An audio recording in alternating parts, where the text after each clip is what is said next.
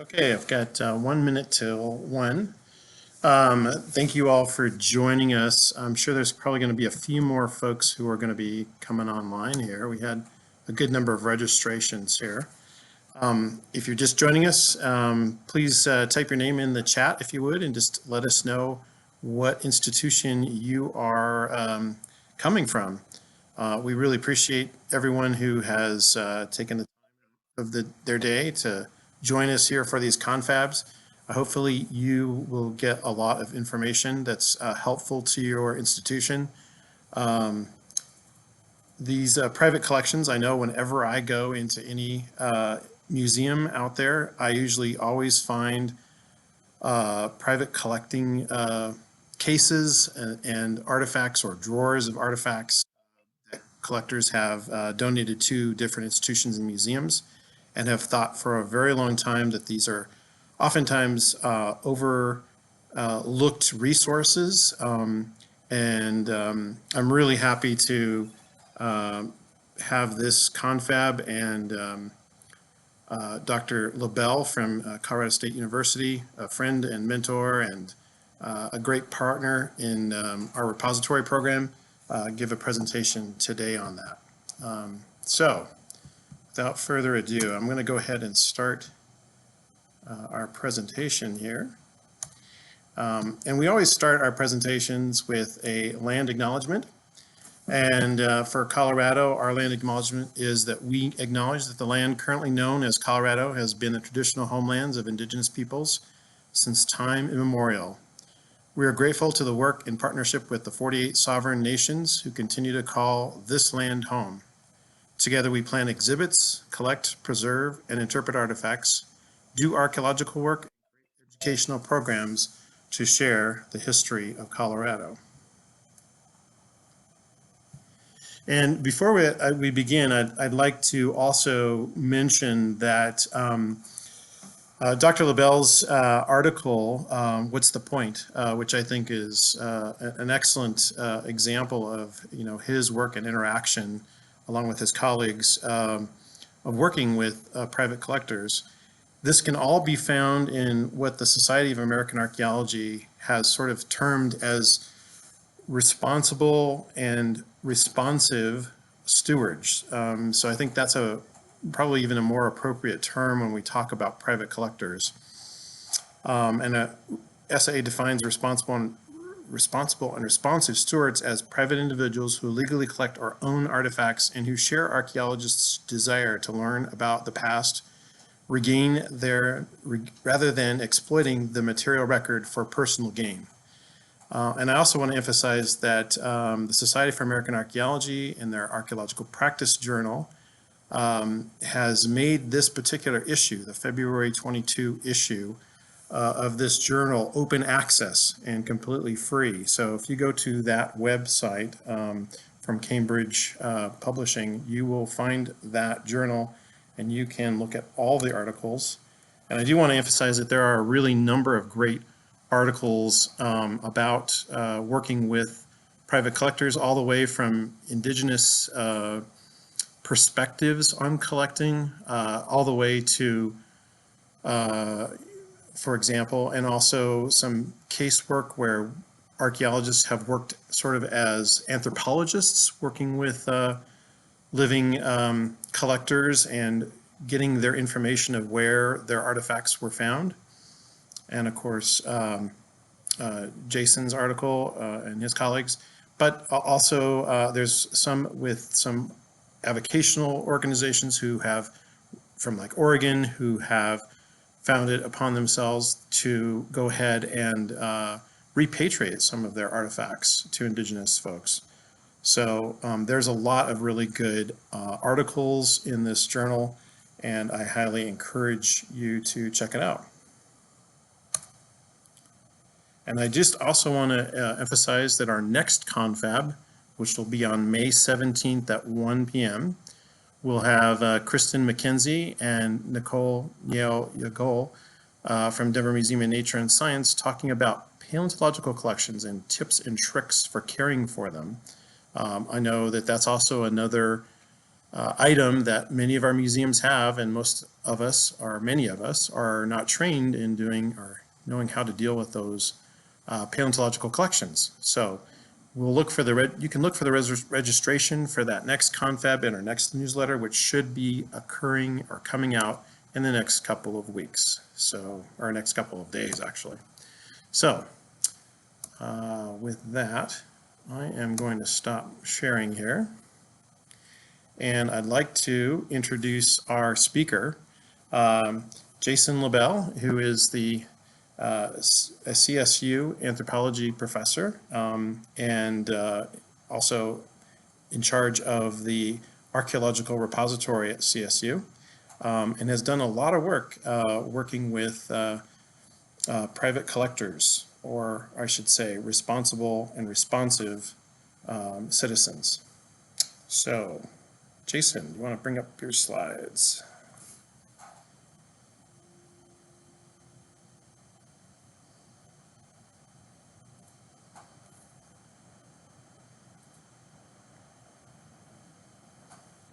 Can you see that now, Todd? Yeah, looks great. Great. Well, good afternoon, everyone. Thanks for the invitation, Todd. I'm happy to give a chat to this group today. I'm a big fan of museums. I've worked in them all my life, all my career. So it's a vital part of what I believe in and what I do as a practicing professional. So, just to begin, as one of the examples of what Todd's been talking about, on the upper left here, this is just a small portion of a collection that was housed at the Fort Collins Museum of Discovery for years, shown as an artistic display of arrowheads. Ends up being from one of the largest, if not largest, bison pounds known from Colorado, over a couple thousand arrow points from this site. Here we are doing fieldwork at that site in Jackson County and recording the location of it, testing it, getting some dates on it. Critical that was done because just a short time later, the fires rolled through within the last 2 years and burned actually to the edge of those trees there. And thankfully, one of my former students was working the fire line and helped keep a fire line or bulldozers from cutting a fire line across the middle of this site. So kind of demonstrating not only the research utility of some of this work, but also the importance of this for preserving these resources in place. So what I want to do today, is give you just some real quick case studies of some of my work in my career about these kinds of things, just to kind of whet the appetite. Then I also want to talk about the possible things to do with collections that you might have at your museums or other museums you know about. How to connect up with professional archaeologists. Really, this Confab series is great for those kinds of things. And then we'll open up for discussion. So I'll go for 20, 25 minutes or so with just some case studies and some general information, and then we'll start a discussion. As Todd mentioned, a lot of this, the invitation came from this recent article that was published with some of my colleagues. Mike Toft, who lives out in Logan County outside of Sterling, he's a farmer. He was trained as an archaeologist, but made his profession as a farmer. I hooked up my former graduate student Marie Matsuda with him to work with him and his collections that had been systematically collected in a responsible way over about a 40-year period. And it's just amazing the kinds of things that he's come across. And the article is really about what can be learned with working with responsible collectors. And these are just some examples from that particular paper. And the issue is that, artifact collecting, no matter what you might think about it, from plowed and blown fields, from rangelands, from river bottoms, it's a very common occurrence, and it's been going on in the Great Plains for well over 100 years. In the upper right is from some of my research out in Yuma County. People, as soon as those sandhills started blowing in the 1920s, they were in there making pretty spectacular collections, as you can see in the lower central portion. That came from Yuma County and became known as the Yuma Point based upon those discoveries.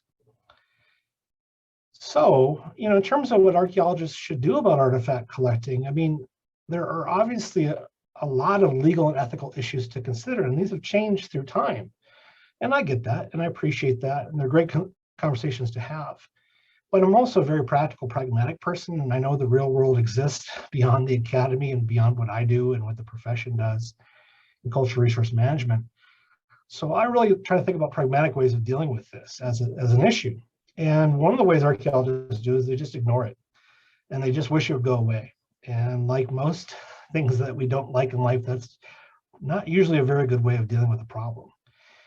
One common solution that's come across is through law, as well as in cases where it's not illegal, but just this idea to condemn collecting. This is just an immoral behavior and this should cease, and it's destroying the record. Well, again, that is one way of dealing with this, but that does tend to really fragment the kinds of relationships we can have between all the different peoples involved in this kind of process. It's a lot more complicated than just a black and white issue that professionals are right and these other folks are completely wrong. It doesn't work that way. I'd argue that we need to understand the impact of this collecting. When I go out on archaeological surveys throughout the state and we find a lithic scatter with chipped stone debris from making stone tools and no tools on it whatsoever, my students would say, oh, this is just a manufacturing site. Well, it could be, but it could be that that site has already been vacuumed and it's been cleaned up of artifacts by a variety of people over the last 100 years. We really don't understand the quantity of things that have come off these landscapes. And those papers that Todd showed in that volume, some of them actually try to understand that, and it really is a big issue. There's very few places in Colorado that have not been walked over. I mean, from the Alpine to the plains. You have to go to places like the Arctic north of Canada, as well as Alaska, to some of those really remote places where people really haven't been for many, many years because of the inaccessibility of those places. I think ultimately that we need to find some sort of common ground, and I think that there's great research potential here for both outreach and research at both student and professional levels regarding these collections. And I see this and teach this as an aspect of public archaeology. We're sharing and building new histories from these things. And I fundamentally see this as part of my job working at a land-grant university, is to share my knowledge with the taxpayers and people that live in these communities. And so this should be seen as a value that we really encourage amongst the profession. So I'm going to walk you through 3 short case studies from the past 25 years or so. And the point being about these, and I'll go through them really quickly, it's not really about what I learned, but just kind of what I came across, is either I keep having great luck when I go to museums, which I think I have some of that, or I'm certain that almost all museums have great and new stories to tell, no matter what kind of collections you might have. But in this case, we're talking about Native American artifact collections. So I'll give you some case studies of that just to get you thinking about these issues. The first one is the No Man's Land Historical Museum in Goodwill, Oklahoma. And this is in the center county of the Oklahoma Panhandle. This was the last chunk of land that was added to Oklahoma in the early 20th century. This place was founded during the Dustbowl. And if you know anything about Great Plains history, the Dustbowl, the epicenter of it was right on that intersection between the central and southern plains. And the really hardest hit spot was Cimarron County, Oklahoma. The last county in Oklahoma, there's no stoplight in the county. The capital, or the county seat's Boise City, not Boise City, but Boise City. And that place was decimated. So there's great stories about the Dust Bowl and the greatest generation growing up during the Dust Bowl. These are some dust storms there. Now, as a ecologically oriented archaeologist, I just see this and see all this erosion of all these dust clouds blowing away all this sediment. And we have these classic Arthur Rothstein images of the farmer and his sons trying to escape some of these storms. That little boy on the left there, this is the Cobble family. And rather than being Dust Bowl refugees, Steinbeck, and moving to California during the Dust Bowl, this family stayed. And on that little boy's gravestone is actually this image of Rothstein on the right there. That's carved, inscribed onto his tombstone, which is still standing there in southwestern Cimarron County. Now, Rothstein was out there taking all sorts of photos, and this is one of my favorites that's taken. It's Dr. Cook and Dr. Gray with an unidentified farmer of Boise City, Oklahoma. That tall, lanky gentleman there with a big mustache was no ordinary farmer. This was actually William Baker, who was the Cimarron County Extension agent at the time. And his job was to help farmers stay in Cimarron County and watch their fields and hopefully not have them blow away. Well, that was convenient for him because as he did that, he picked up artifacts all over the place. So here's some historical research of Uncle Bill. He came to Cimarron County in 1922 and lived there the rest of his life. Well, as I mentioned, he collected artifacts. And for my kind of work with him and his collection, and I've worked with also his son's collection and his grandson's collection, I've known this family for many years. I've recorded over 100 sites from his collection alone, primarily from the Oklahoma Panhandle, but spread into Colorado and down into Texas as well.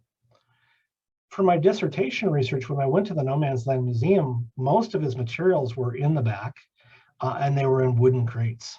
And it was like some sort of holiday celebration as we pulled open these wooden crates and saw what was in there. And nothing was in bags, nothing was in boxes. It was wooden crates of solid chipstone artifacts, tens of thousands of things that had been picked up by Bill Baker over about a 30-year period.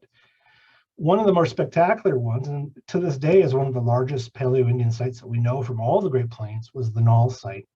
And these are some of the complete spear points that he found from this particular site. It contains hundreds upon hundreds of things like these bases, tips, end scrapers, all sorts of equipment from people that lived at this place about 10,000 to 9,000 years ago, when the local playa lake was filled with water and would have been a great attracted to deer and bison, but also waterfowl.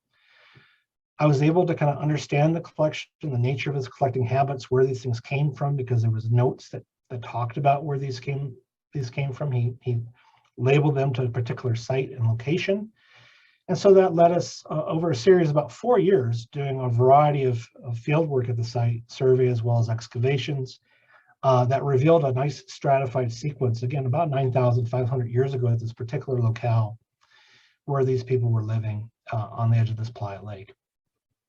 So my dissertation research was really based upon Dustbowl collections here in the Oklahoma Panhandle with the Baker collection, and then in extreme northeastern Colorado up in Ray and Yuma County with the Anderson family collection, a contemporary of the Bakers that also were working these blown or eroded fields and sandhills during the Great Plains Dust Bowl in the 1930s. A second example, we'll go the exact opposite end of the state. That's southeastern Colorado. Let's go to northwestern Colorado. This is the Museum in northwestern Colorado, a fantastic regional museum in Craig, Colorado.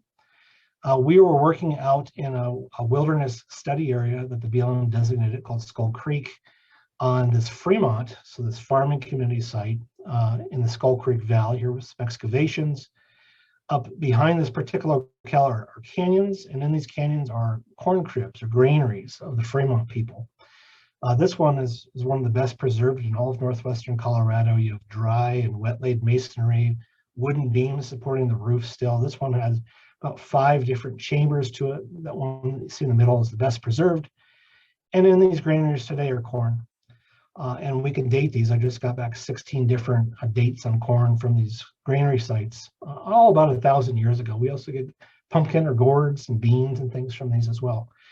So the perishables are spectacular. Well, Gilbert Wenger from the University of Denver was one of the very first archaeologists to explore this area.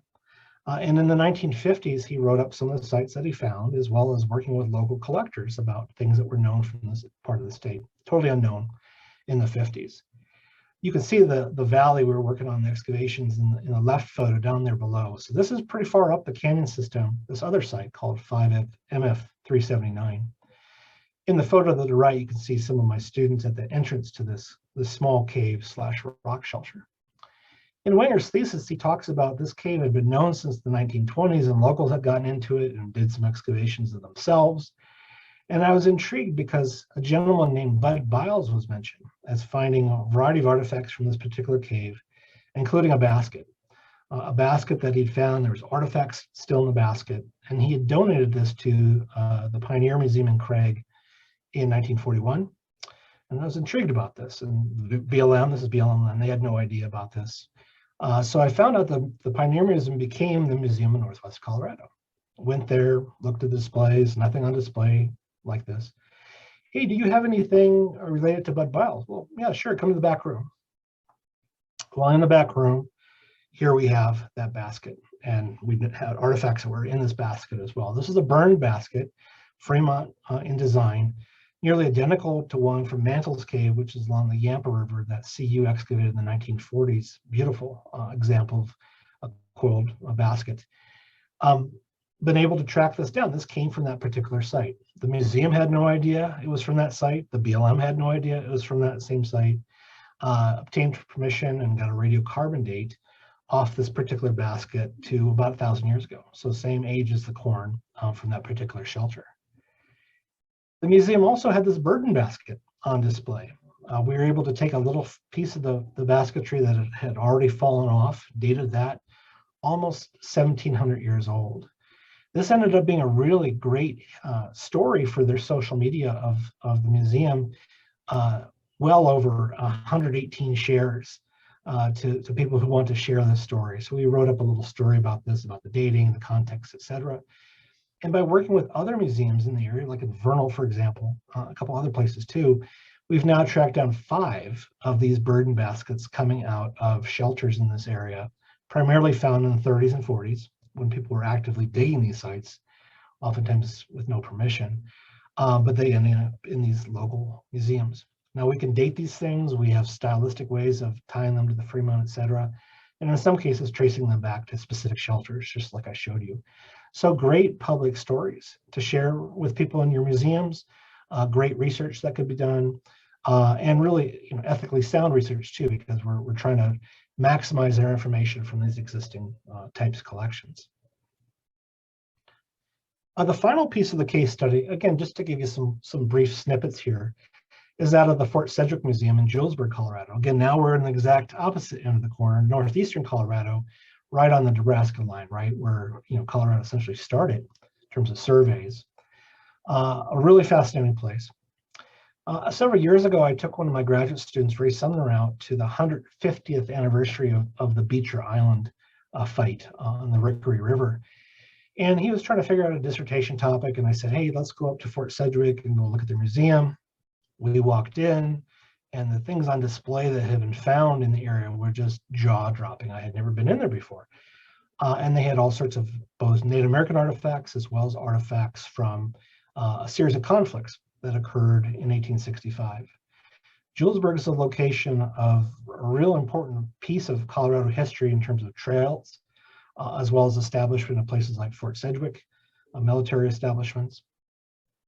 And Ray has taken on as his dissertation project what he calls the days after the darkest day in Colorado history. In November 1864, we have the horrendous Sand Creek Massacre in southeastern Colorado, which is now a national historic site. But what most people don't hear about or know about is after that happened, the survivors of that banded together with other groups, including Lakota Sioux coming down from Nebraska and South Dakota. And they said, hey, we have to replenish our families. We need food, we need clothing, we need other kinds of supplies. And so less than 2 months later, they actually raided Julesburg, a stage station there. And over 2 different raids, they came in and got into some skirmishes with the military, eventually burned down Julesburg.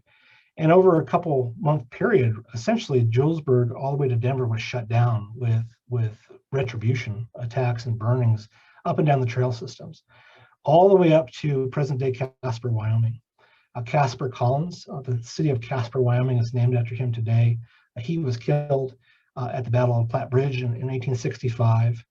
His father was the commander of Fort Laramie, Wyoming. Fort Collins is named after William Collins. These artifacts that you see here are metal detected things locals have found for years in the area of Fort Cedric and the area of this battlefield, and have been sitting there unstudied at this museum. And in the bowels of the museum was even more collections. And reaching out to the surrounding community, even more collections showed up of these metal detected artifacts. So Ray's been working with these collections, and this has led to us doing field work for his project. He's put together a huge project to do work in this area. Here we have me metal detecting, helping Ray out.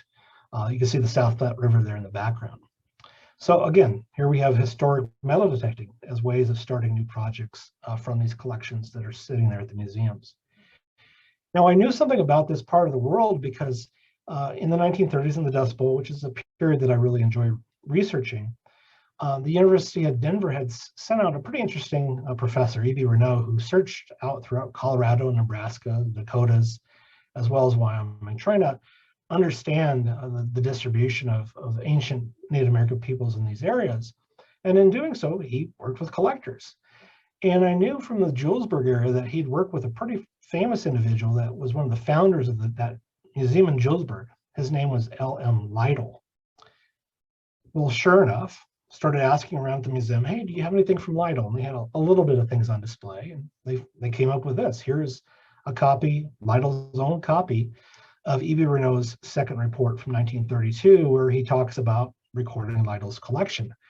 Lytle would be one of the collectors that yielded one of the first Folsom sites ever found in Colorado. Lindenmeyer, where we worked north of Fort Collins, being one of them, Lytle having another one, and there's another site in Logan County.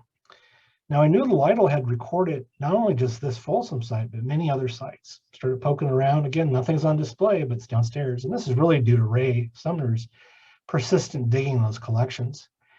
Not only did he find artifacts there, but found Lytle's journal. And the journal is fantastic in terms of hand-drawn maps that are annotated with homesteads and houses at the time, bridges, the river, etc., that show the location of these sites that Lytle recorded.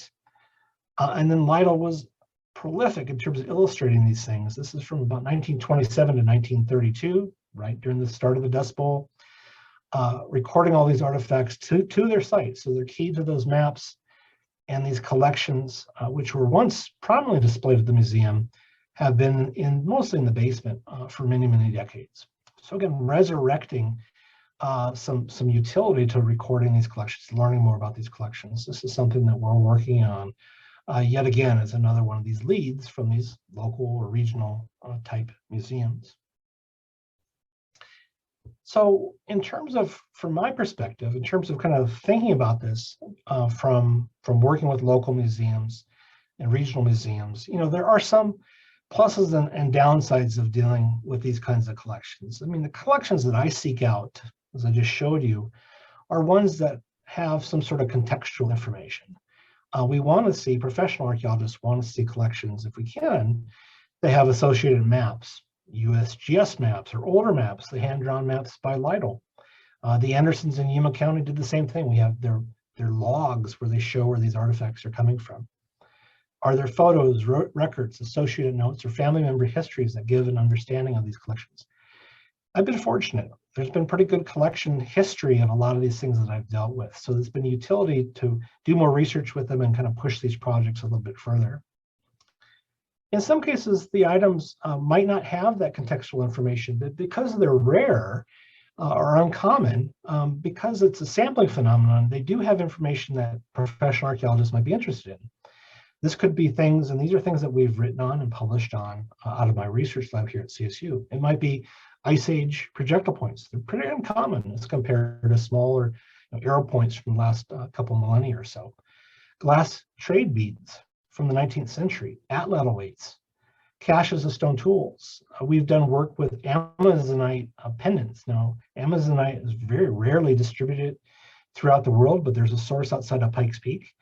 And that was our very favored kind of stone to make pendants that we see showing up throughout primarily late prehistoric occupations in eastern Colorado. Had a thesis on mollusk shell and all sorts of beads that came out of that people have found both professionally and avocationally throughout the state. Those rare items, even if they have lesser information, usually county level at best, we still can say something about them because they are rare. And so you need a lot of people looking for them to find them. So even if we have a small sample, we can say something about them. So there are certain things that we are looking for in terms of those with higher research potential.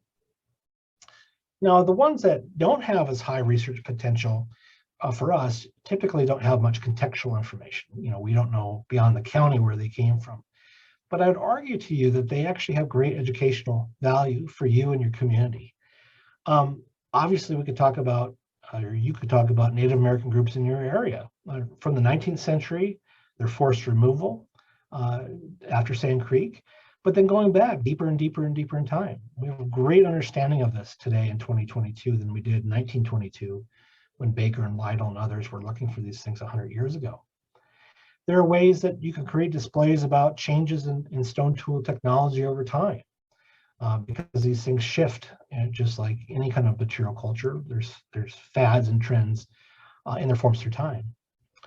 Different tools have different functions, so it's just like going to Sears when Sears used to be around, but all the different kind of tool types that you have there, those can also be expressed in the material culture that you might have in your museum. And a lot of times the public would love to see, well, how do you know that's a scraper? How would it be used? Well, you could make functional displays comparing scraping tools from modern tools like paint scrapers or ice scrapers for a car versus some of these stone scrapers. Raw materials and trade networks. Sometimes these raw materials from these stone tools come from local sources. Massive buttes of chert chalcedony, like Flat Top Butte outside Sterling is a good example.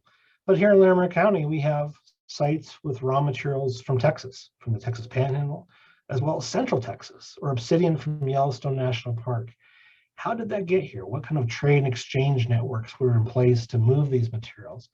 Again, you can go from just like showing a tray of arrowheads to actually conveying some of the stories that could be told with those artifacts, even if they don't have much contextual information. Now, that's difficult if you don't have much archaeological background, and I certainly understand that. So the things that we need to think about is, how do we interact with archaeologists? I mean, where do you reach out? Well, this confab is a great example, and I really applaud Todd for putting this together. I mean, this is a great way for getting all sorts of people together with common interests to share ideas, and we need more of these kinds of things to kind of cross-pollinate across, all our shared interests. You can reach out to local universities. Do seek out anthropology departments most often, and not the paleontology or geology departments. There's often confusion between those two. Colorado also has local archaeological societies, chapters of the Colorado Archaeological Society. I'm the former state president of CAS, and they put out a quarterly journal 4 times a year called Southwestern Lore that's been published continuously since 1935. So there's incredible information that most people have no idea is out there about all corners of the state that could be shared with your members. History Colorado, a great organization, the OAHP, the Office of Archaeology and Historic Preservation, runs the PAC program, which, because of COVID and other things, some of these are now online, and this is a great way for getting certification in these kind of archaeological trades, and that's taught by Rebecca Simon, the Assistant State Archaeologist. And then finally, really don't be discouraged if you reach out and you don't find the right person. I mean, that's a tough one, because I'm super interested in this, but some people don't have the time, don't have the expertise, don't care, and it's hard. You have to be, kind of keep asking around until you find the right person. And sometimes it's, someone like me, I can put you onto students that might want this as a class project. I've done that many times, of people writing up small collections for class projects. And it's publishable, not really, but it's a good start for both the student as well as the museum in terms of helping them understand what they have. Todd started with a land acknowledgement. Part of this, I think the first part for you would be inventorying and understanding what you have, but there's also, down the road, there's opportunities for working with descendant communities, which, as Todd said, 48 recognized here in Colorado. There's some other non-federal tribes too.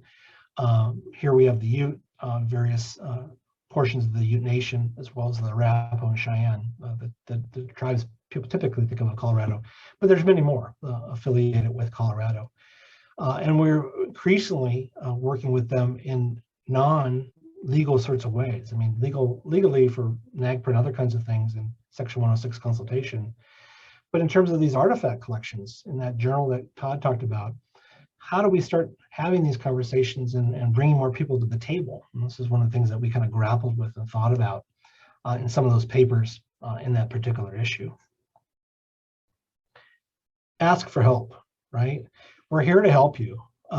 There is so much out there in terms of things that have been written about your county or adjacent county that you probably have no idea. And this is not secretive information. Stuff that's published, is meant to be shared.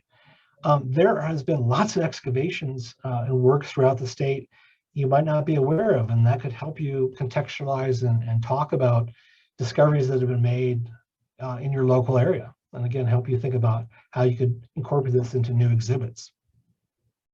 We've done artifact road shows throughout the state where we have people come in and bring collections from the community to take a look at them. Ask around to have people help identify the artifacts in your collection. And then I know we've done this at CSU, and definitely OHP, they have an office, a person that actually handles this. if you do have human remains in your collection, these are things that were under the spirit of NAGPRA, that we're moving forward in a cooperative way to help with those cases. Now, if NAGPRA doesn't apply, that doesn't mean that we should just forget about it. We're now moving forward of trying to deal with consultation and repatriation of human remains, even in non-NAGPRA cases. And so I see that as an increasing front, and a reason to have these confabs is to talk about some of these issues, in particular with the sensitivity of human remains and funerary objects. So I wanted to make this a short presentation, but these are just some questions I thought we could talk about, and maybe Todd can jump back in, and I'm happy to talk about these questions or anything else you might want to talk about in relation to collections you have at your own museum or dealing with artifact collectors writ large. But I just wanted to give you a little bit of my worldview about this and how we're actively doing this. And there are people like me around the state that are looking to work with you. So just make sure that you try to find us, and maybe we could work together sometime soon. So thank you. Thank you so much, Jason. That's fantastic. What a fantastic presentation. And really loved how you spread it around the state with some really great examples of collections that you've worked with and your students have worked with, and really great advice as well. As I said, this is a confab. This is, and as Jason has said, we want to make this a bit interactive with all of you. And I think I really appreciate Jason for even going so far as to have these suggested questions for us. And so I thought maybe we would go through them here as Jason has put them up on the screen. Do you have Native American artifacts in collections in your local museum? Feel free to, either get onto the chat or feel free to turn off your mic. You should be able to do that, and just let us know. We'd like to hear from you. How many Native American artifacts do you have in your collection? Do we know that? Do you know that?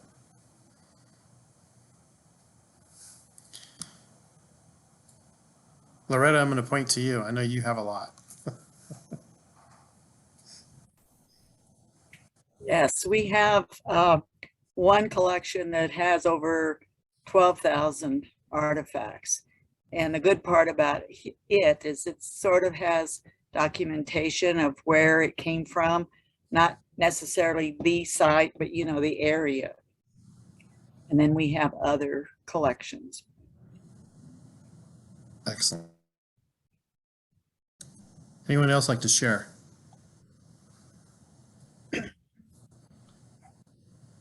I was really glad to see Loretta sign on to this. I've known Loretta for many years, and the collections down in Trinidad are just world class. Those perishables I showed from northwestern Colorado, they have them there as well. And you'd be so surprised where there's been dry caves in our state that have yielded these kinds of things that almost no one knows about. And they really are time capsules to the past that need to be preserved as best possible. And I know Loretta's done a masterful job of that over the years. So I was glad to see her here today. Yes, thank you so much. Well, with some of the collections that I've seen at some of the museums, oftentimes they are sort of thrown into a drawer. I think that previous museum directors simply don't know what to do with them, or they may, in some respect, sort of put them in by collector, or if they can figure out what the geographical area is, they might do that. But oftentimes they're not really categorized beyond that. So how many of you feel like you have some collections like that that could be looked at and identified and maybe even reanalyzed to some degree just by examining them? And I saw that I think Artie from Ray Museum has said that they have over 800 points, and also exhibits from the Jones Miller, Dutton, Selby sites at Houston and Ellis sites of Yuma County. Yes, Ray Museum is one of the very best archaeology and history museums on the plains, and you have an amazing collection, Artie. It's fantastic. And we're going to get you as a state-approved museum one of these days. I know.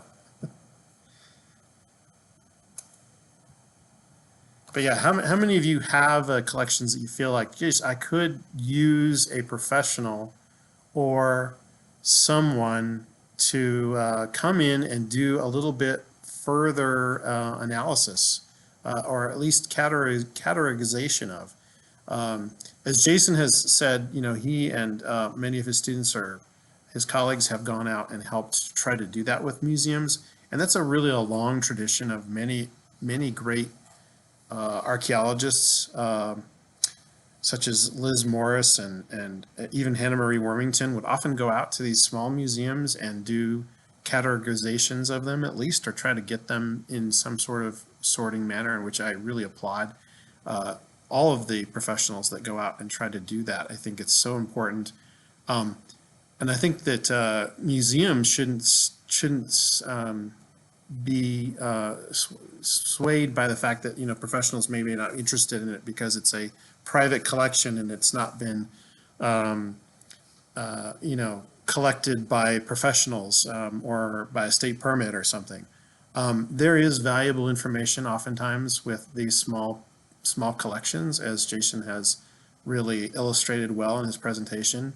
And there's just a plethora of information out there, and we can help you to help interpret it and also make better use of it, we hope.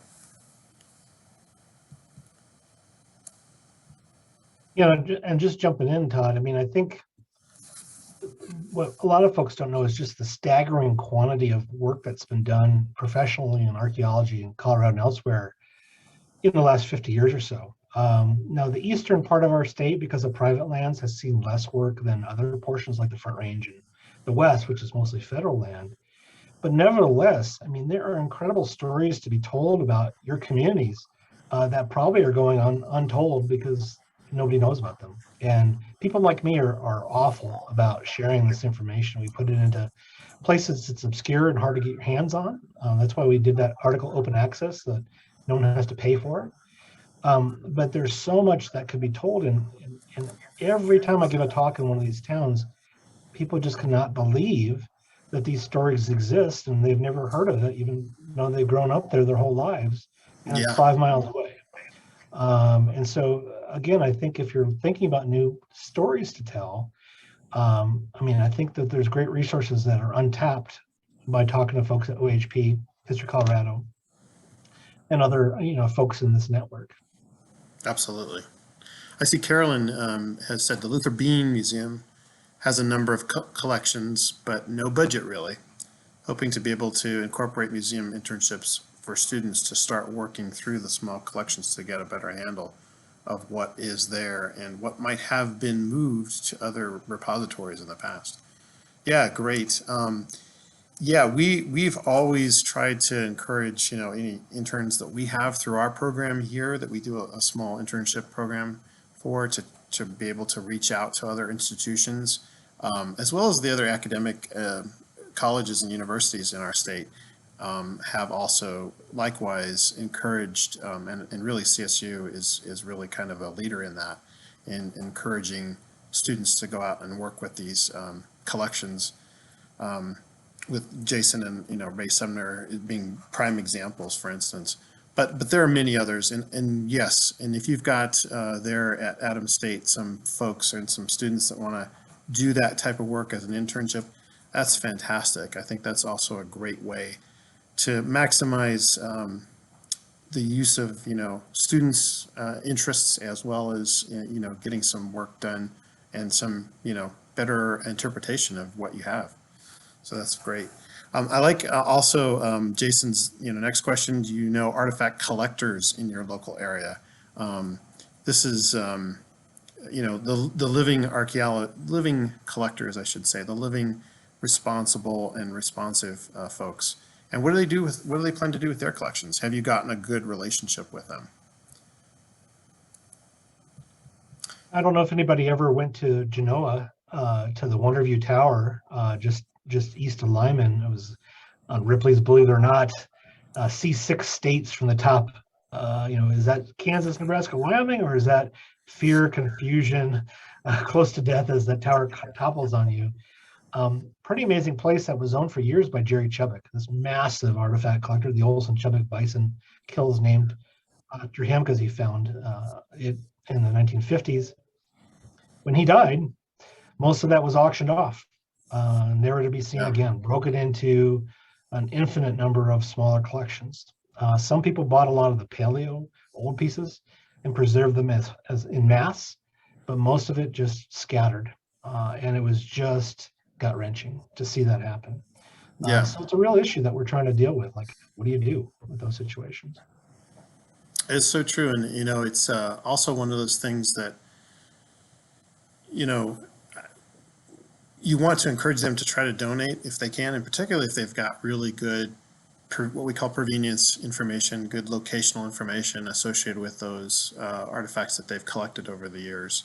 I often sometimes see, private collectors wanting pretty exorbitant prices for selling their collections at certain points in their lives.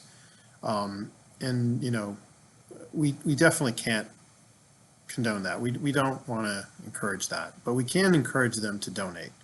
And particularly if your institution and, our state-approved museums that are out there should be really cognizant that,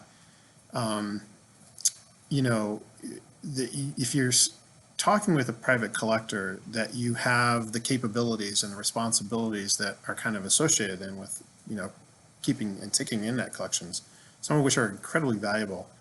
But, they do take a little bit of work, and they do take resources to get them to a shape in which they can be utilized and also interpreted.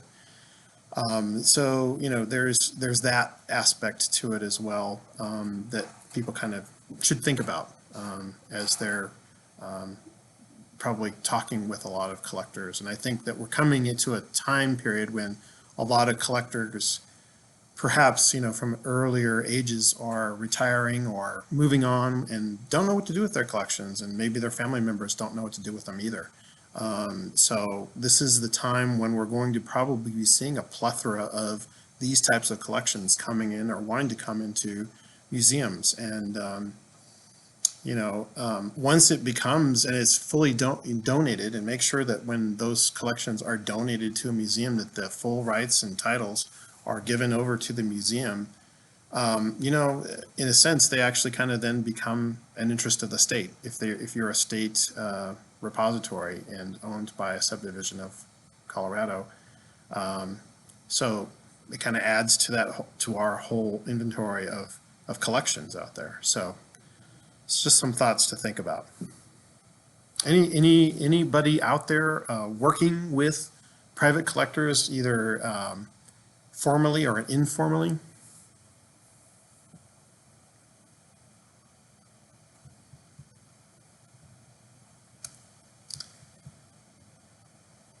I see Artie has said that she's working with the McCoy family collection. Started with Claude McCoy at the turn of the century. Currently, the collection is on exhibit in a local restaurant, but the family has expressed an interest in considering donating it to the museum. That's great. Fantastic. Yeah, I think if you can, work well with those descendant groups and the families, that's great.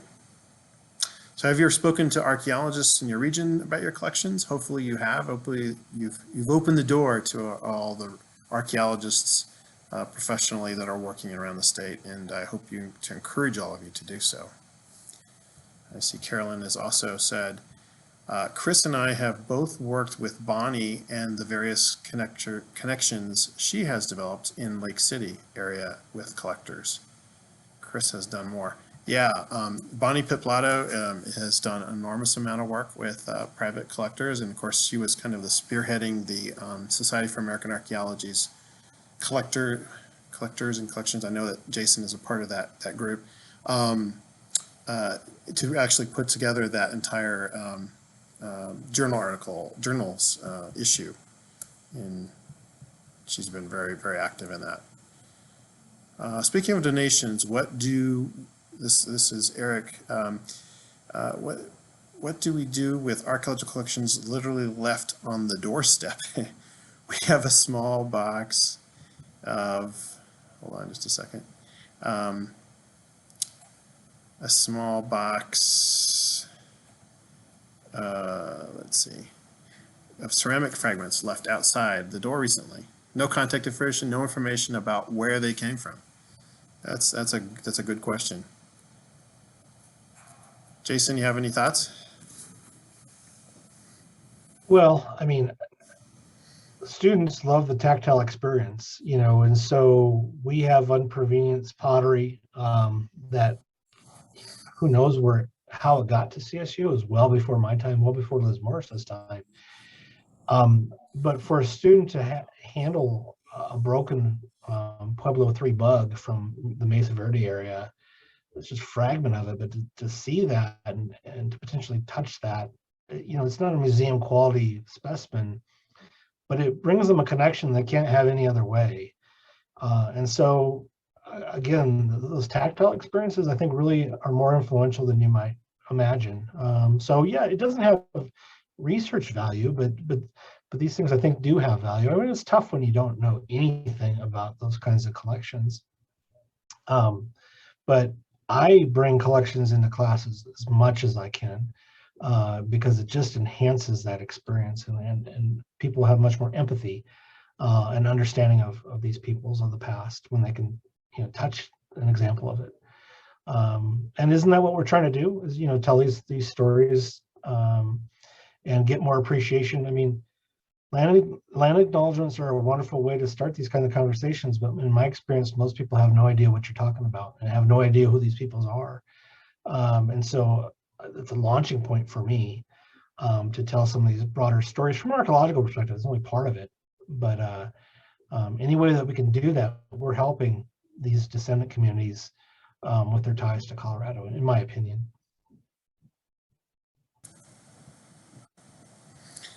Yeah, I see Susan Landers, who is helping to kind of now manage the collections at the Roxborough State Repository, is saying, you know, asking about is this appropriate for Roxborough to inquire about collectors outside of our boundaries? I would say, Susan, that, you know, the Roxborough agreement is to, you know, it can collect things in the general area. As far as a repository is concerned, if you have come into situations where you're talking to a private collector from the area and there are things that may be of educational value to the collection, and you, again, as a state repository, we're kind of empowering you to understand the kind of responsibilities that come with it. So if it fits well with what you have, it could be utilized perhaps in educational purposes. It's going to be managed just as all the other collections. It can be done, and it should be done, and if it's the appropriate place. So hopefully that answers your question. Katie Weicker from Boulder has asked, CAST chapters could help share the tactile experience with the public at outreach events. Yeah, that's great. Yeah, absolutely. I mean, the public aspect of the tactileness of utilizing the artifacts, and you know, whenever we give educational talks to children or, you know, even adults, I also, like Jason, bring them in because, you know, people love to look at the artifacts and actually to feel and to see them. You know, oftentimes you see them just under glass at a museum, and they don't get that opportunity to actually kind of say, okay, what does this actually feel like? What is it actually, you know, what's the weight and the feel, and what's the texture like? And so that's really important. Any other questions that you might have that you've been thinking about that we can try to answer?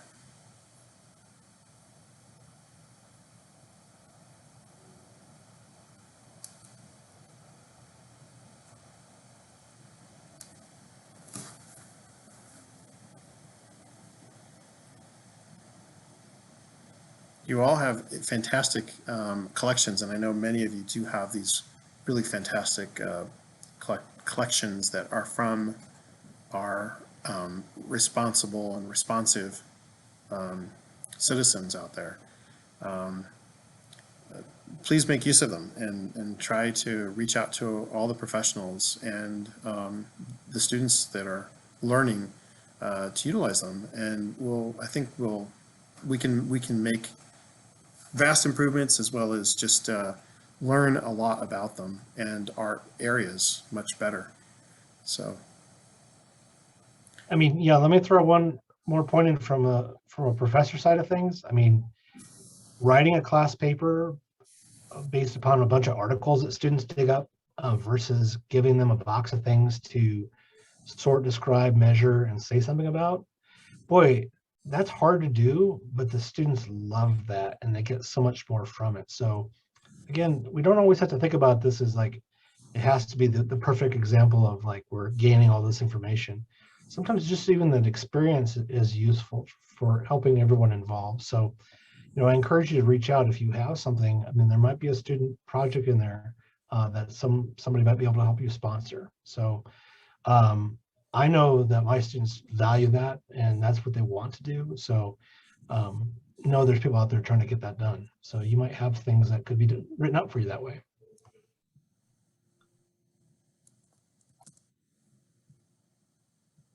yeah, absolutely. And you know, what a great resource that's probably very much underutilized. So.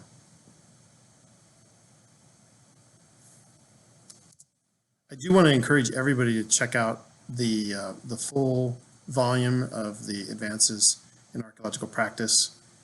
You can find Jason's article, as well as those by Bonnie Peplato, and there's other examples there that I think you'll find very helpful and useful in trying to build relationships with private individuals, and maybe some ideas that you can take with you. So please thank you very much, Jason, for your presentation and taking the time today. And we really do appreciate it. And hopefully we will consider and think about you and your institution too as we go forward. And hopefully these museums, if they have questions, I'm sure they can reach out to you or to your university, and we can hopefully build good relationships that way too as well. Have a good day, everyone. Thanks so much. Bye. Thank you so much. Have a good one. Bye. Take care, everyone.